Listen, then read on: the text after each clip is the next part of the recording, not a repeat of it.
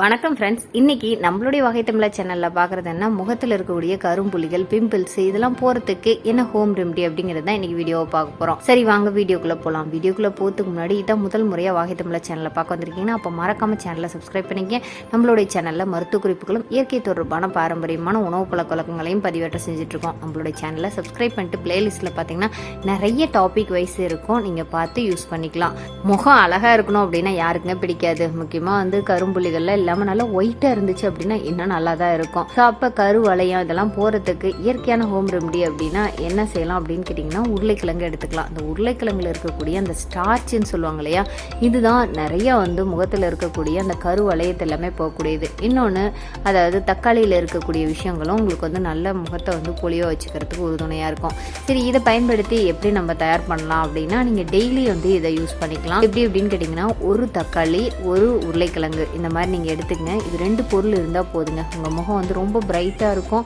கண்ணு கீழே இருக்கக்கூடிய கருவளையெல்லாம் சுத்தமாக இல்லாமல் போயிடும். அப்போ இது ரெண்டையும் என்ன பண்ணணும்னா, உருளைக்கிழங்க தோலை நல்லா சீவிடுங்க. தோலை கூட நல்லா கழுவிட்டு தோலோடையும் போடலாம். நான் தோலை நல்லா எடுத்துட்டு உருளைக்கிழங்க நல்லா சிறு சிறு துண்டுகளாக கட் பண்ணிட்டேன். அதே மாதிரி ஒரே ஒரு தக்காளி எடுத்தாச்சு. இந்த தக்காளி நல்லா துண்டுகளாக கட் பண்ணியாச்சு. இது ரெண்டையும் நல்லா மிக்சியில் போட்டு அரைச்சிங்க.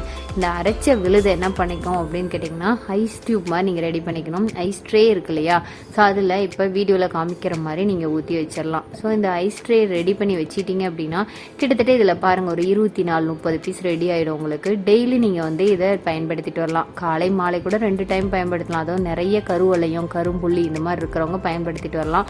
இல்லை அப்படின்னு கேட்டிங்கன்னா ஒரு டைம் மட்டும் கூட நீங்கள் குளிக்கிறதுக்கு முன்னாடி பயன்படுத்திக்கலாம். நல்லா முகத்தில் இப்போ நீங்கள் பார்க்குறீங்க இல்லையா அந்த கையில், அந்த மாதிரி நல்லா ரப் பண்ணிக்கங்க.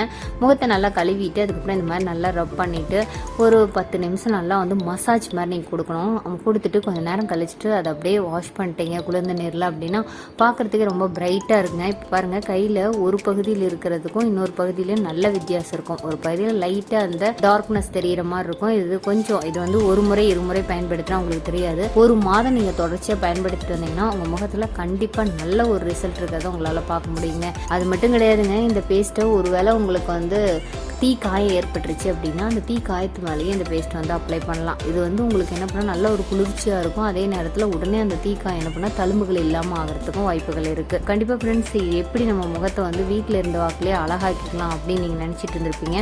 அதுக்கு இது நல்ல ஒரு பயனுள்ள டிப்ஸாக இருக்கும்னு நினைக்கிறேன். இதை பயன்படுத்தி பாருங்கள், கண்டிப்பாக ஒர்க் அவுட் ஆகும்.